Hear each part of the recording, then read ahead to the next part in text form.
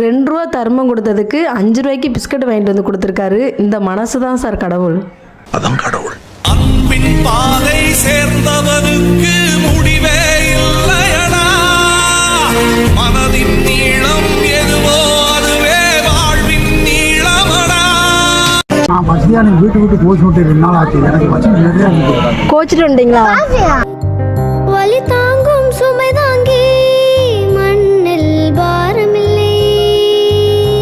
ஆனால் எங்கிட்ட இருந்து வாங்கினது ரூ. 2 தருமம். ஆனால் அவர் எங்களுக்கு செஞ்சது வந்து ரூ. 5 பிஸ்கட்டு. பார்த்தீங்களா, இது எனக்கு கொஞ்ச நேரத்தில் அதை பார்த்ததுமே கண்ணெல்லாம் கலங்கிடுச்சு. நீங்கள் சாப்பிடுங்க சொல்லு. நீங்கள் சாப்பிடுறதா? திண்டுக்கல் வரைய ஃபங்க்ஷனுக்கு ஃப்ரெண்டு வீட்டுக்கு போயிட்டு ரிட்டன் வரும்போது தான் இந்த தாத்தாவை பஸ் ஸ்டாண்டில் பார்த்தேன். அப்போது தான் கை நீட்டி தருமம் எடுக்கிருந்தார். எங்களோட சில்லறையே துப்புரை இல்லை. கரெக்டாக ரூ. 500 தான் இருந்துச்சு எனக்கு பஸ் டிக்கெட்டுக்கு.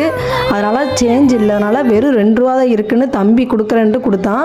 கொஞ்ச நேரத்தில் பஸ் ஸ்டாண்டுக்குள்ளே போயிட்டு வந்து தாத்தா வந்து பிஸ்கட் வாங்கிட்டு கொடுக்காரு. என்ன ஊர்? செம்பட்டி இருக்குமா? செம்பட்டியா? கன்னிவாடி. ஏன் போக வேண்டியதானே? வீட்டுக்கு போக வேண்டியதானே? உங்களை தேடுவாங்கல்ல வீட்டில். உங்கள் பேர்? உங்கள் பேர்? உங்கள் பேர்? ராமசாமி. ராமசாமியா? வீட்டுக்காரமா இருக்காங்களா? சரி சரி, மகன் இருக்கா, வீட்டுக்காரமா எல்லாம் இருக்காங்களா? எல்லாம் வச்சுக்கிட்டு ஏன் வந்தீங்க? அவர் சொல்கிறார் பார்த்தீங்களா, மனைவி இருக்காங்க, மகனும் இருக்காங்களாம், நல்ல வசதியாக வாழ்ந்தாங்களாம். ஆனால் வசதியாக வாழ்ந்து சில காரணங்களால் பிடிக்காமல் வீட்டை விட்டு வந்துட்டார். பிடிக்காமல் வந்து இந்த மாதிரி தர்மம் எடுத்துக்கிருக்காரு. இப்படிப்பட்ட ஒரு நல்ல மனசு உள்ளவர் வந்து தர்மம் எடுக்கவே கூடாது.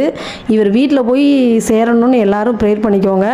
இவங்க சொந்த பந்தம் வந்து கண்டிப்பாக இவங்களை வந்து கூட்டு போயிடணும்.